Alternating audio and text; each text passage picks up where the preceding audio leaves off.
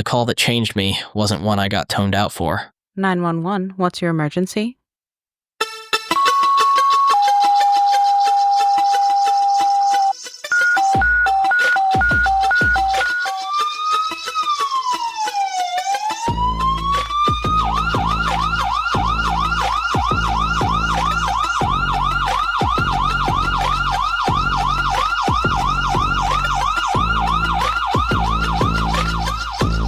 The following content is graphic, emotional, and includes dark humor that may not be suitable for all listeners. Discretion is advised, explicit content included.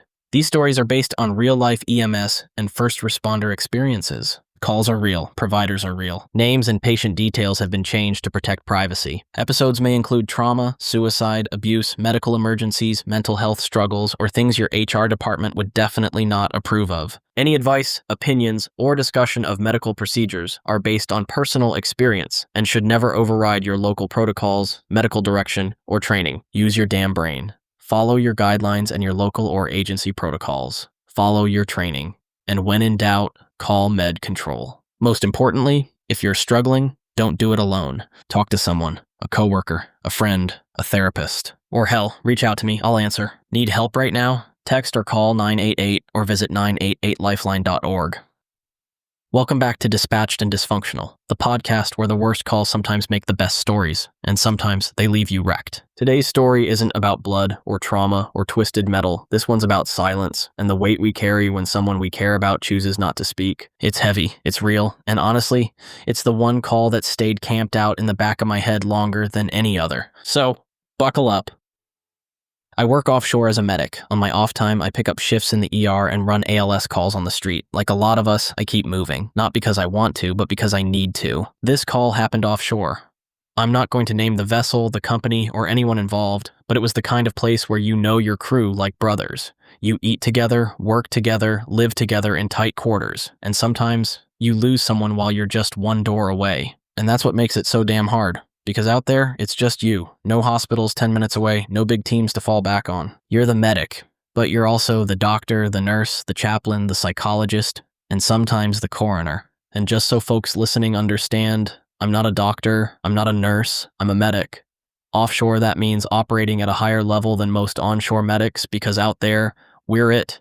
We do have topside doctors we can call, real physicians who help guide us through emergencies, but sometimes storms roll in, waves get ugly, electronics fail, or Mother Nature decides to remind you how small you really are. And when that happens, even topside can't hear you, so every decision out there feels heavier, because sometimes you are the last line between life and death. And that's what makes this story so hard, and why it stuck with me. It started small. It was early in the hitch, maybe a day or two after crew change. People were still settling in. The routine hadn't fully kicked in yet. He came to the clinic saying he didn't feel right. Seasick, maybe. Complained of a bit of nausea, some fatigue.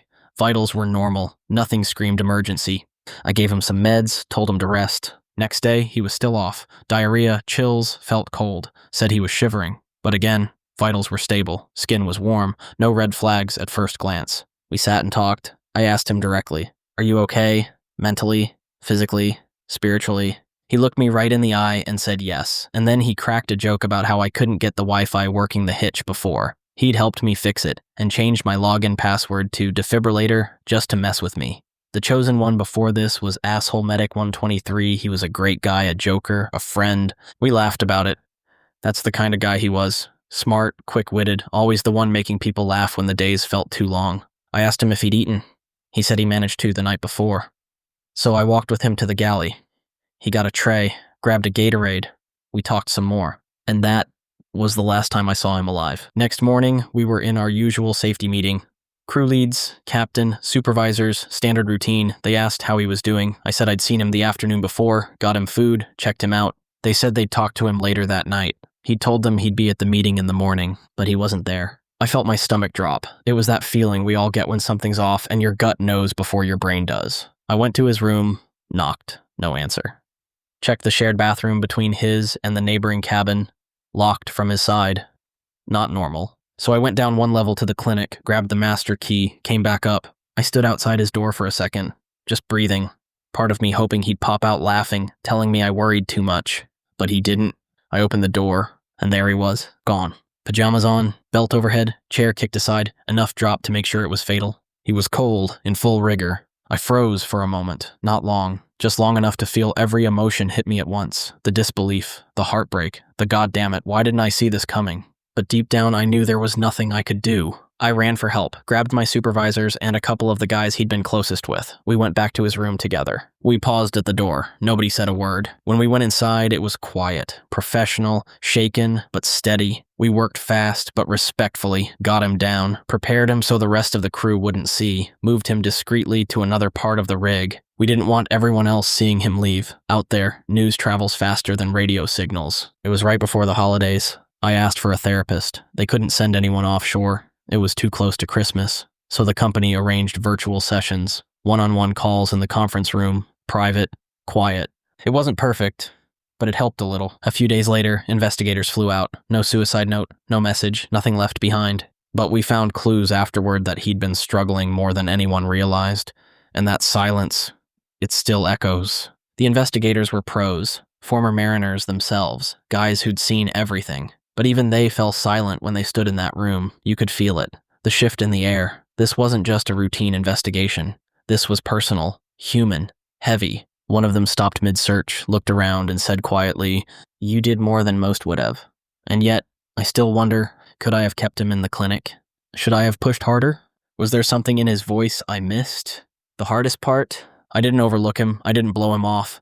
I asked him how he was doing, mentally, spiritually, physically. I walked with him, ate beside him, sat with him. Even the doc back on shore told me afterward, "You did everything I would have done."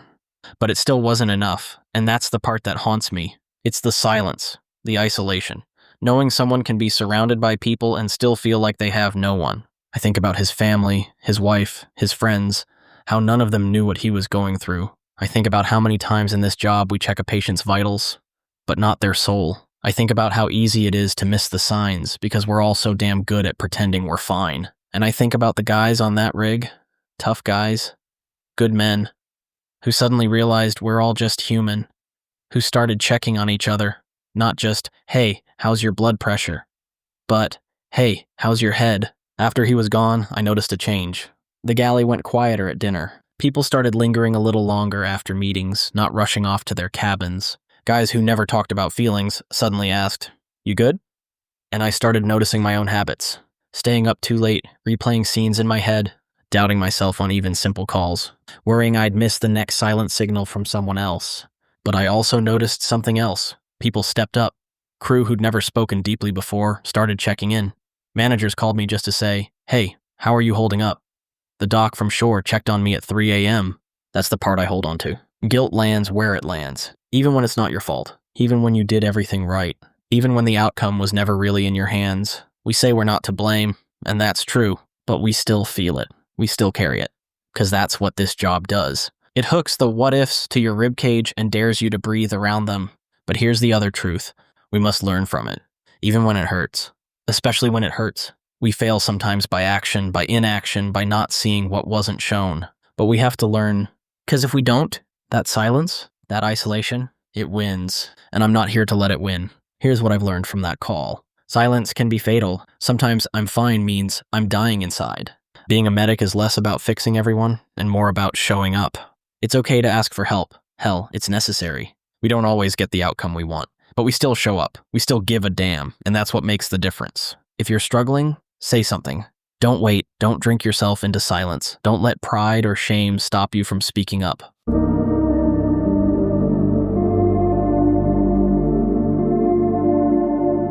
And if you're watching someone you care about slowly shut down, don't stay quiet. That moment where you think, "Hey, they're probably fine," might be the last chance you get to reach them. Thanks for listening to Dispatched and Dysfunctional. This one wasn't funny. It wasn't wild, but it was real. I'm Chris, and if you ever need to talk, I'm here. Need support right now? Text or call 988 or visit 988lifeline.org. You're not alone. Not in this job. Not in this fight. Want to talk or share your own story? Reach out on social media. The Facebook page is Dispatched and Dysfunctional, or visit critical-run.com to connect or just send a message. We're building something here for all of us.